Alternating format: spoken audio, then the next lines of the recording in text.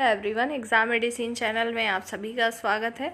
हम बात करेंगे नवोदय विद्यालय समिति यानी एनवीएस में आए हुए नए रिक्रूटमेंट के विषय में, और हम सिर्फ बात करने वाले हैं जूनियर सेक्रेटरियल असिस्टेंट के कंप्लीट डिटेल्ड सिलेबस, पैटर्न और एग्ज़ाम डेट को लेकर।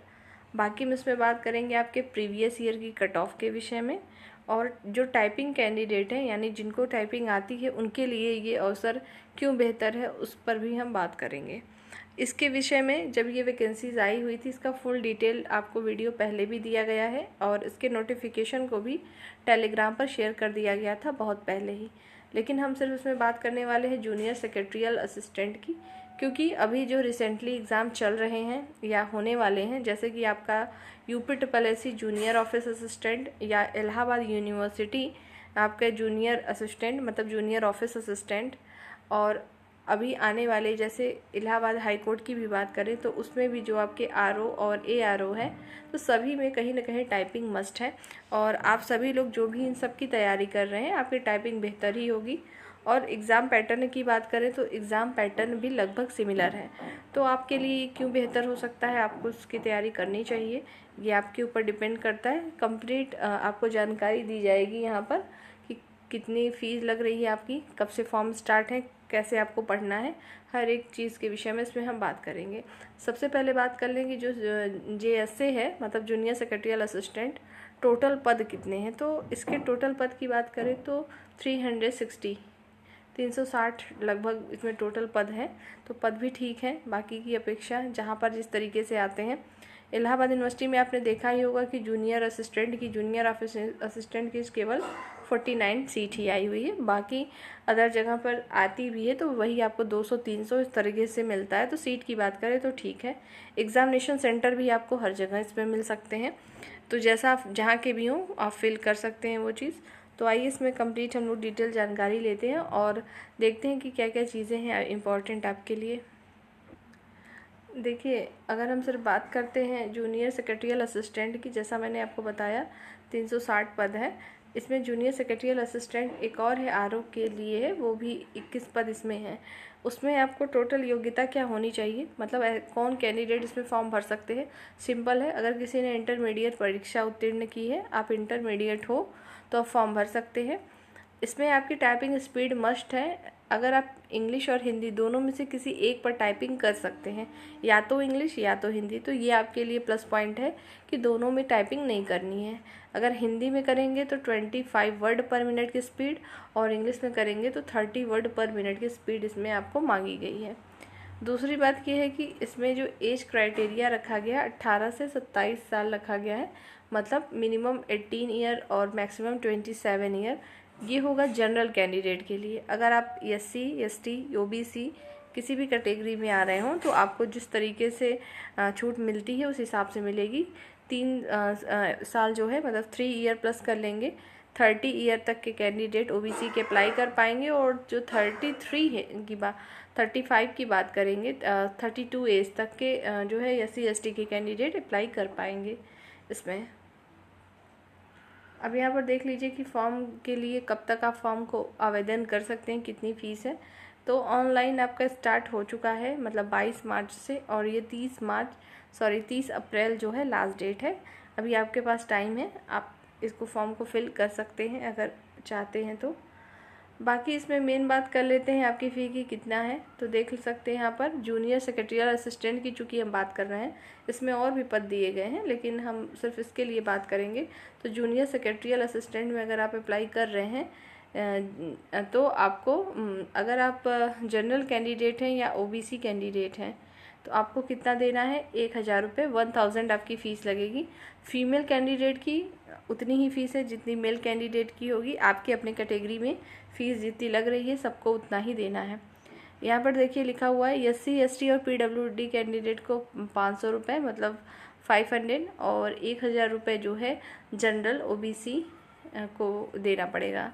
1000 फ़ीस है आपकी टोटल जूनियर सेक्रेटरियल असिस्टेंट के लिए। सिर्फ इसमें फीमेल स्टाफ नर्स की ही है जो इसमें 1500 फ़ीस है, बाकी आपको 1000 रुपये इसमें देना पड़ेगा।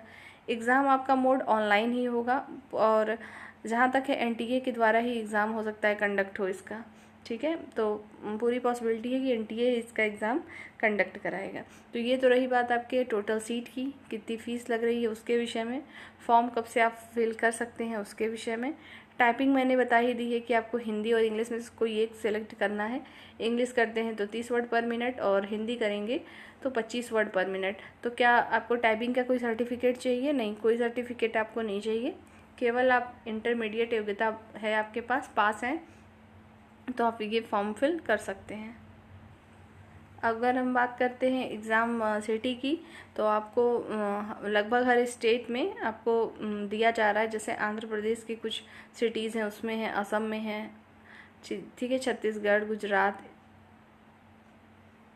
इसी प्रकार से आपको Jammu and Kashmir, Jharkhand, Madhya Pradesh, her state में आपको कोई ना कोई सिटी मिल जाएगी जहाँ के कहीं के भी हों आप आसपास के, फॉर्म आप डाल सकते हैं, आपको सेंटर वहीं पर मिल जाएगा।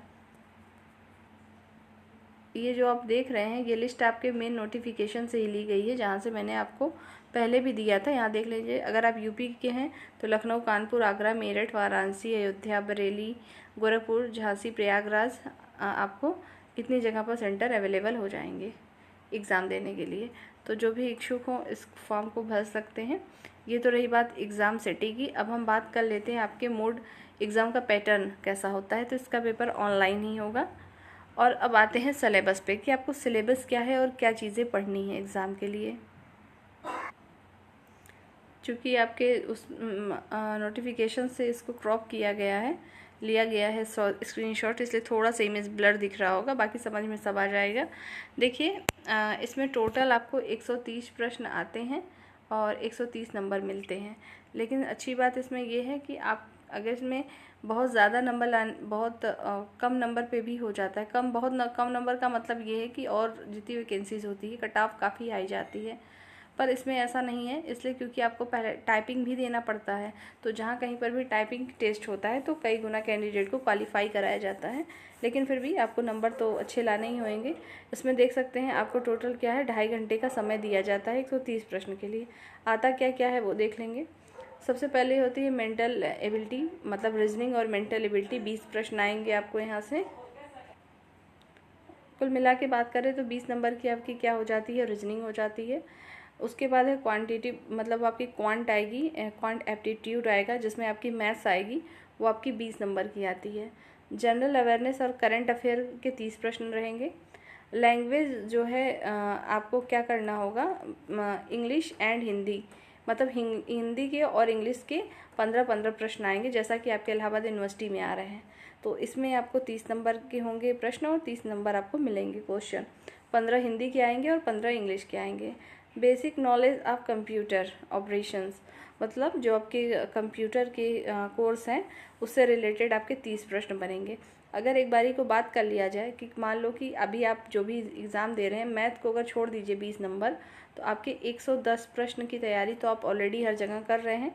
जैसे आपका कंप्यूटर, हिंदी, इंग्लिश, रीजनिंग और GK, GS and current affair. तो 110 नंबर का ये हो गया। 20 नंबर अगर आप नहीं बहुत ज़्यादा कर रहे हैं तो भी, तो उस पर फोकस करेंगे आप कि आपका जो सिलेबस है बहुत ज़्यादा टिपिकल नहीं है। जो भी एग्ज़ाम की तैयारी कर रहे हैं उसी हिसाब से इसमें भी प्रश्न आते हैं, ठीक वैसे ही। तो अगर हम देखें इसके प्रीवियस ईयर कट ऑफ की बात करें तो जनरल में जो है आपके 80 मार्क्स पे आपको कॉल हुई थी और 130 में बता रही हूँ, और इसी यही पे ओबीसी और जो है एससी की कट ऑफ 75 गई थी, और 68 जो है आपकी एससी की कट ऑफ थी, और ईडब्ल्यूएस की कट ऑफ भी लगभग आपकी इन्हीं दोनों के बीच में थी, 68 to 75। तो लगभग कट ऑफ बहुत ज़्यादा नहीं जाती, इतनी ही जाती है। जो ये कट ऑफ आपको बता रही हूँ 2022 की कट ऑफ है। आप चाहें तो ऑफिशियल भी आपको मिल जाएगा, सर्च कर लेंगे। तो इतनी ही इसकी कट ऑफ थी। आपकी टाइपिंग ऑनलाइन ही होती है, स्क्रीन पे आती है मैटर, आपको टाइप करना होता है। बाकी अगर इसके बारे में और जानकारी आपको चाहिए तो आप पूछ सकते हैं। दूसरी बात ये है कि इसकी तैयारी कैसे करना है।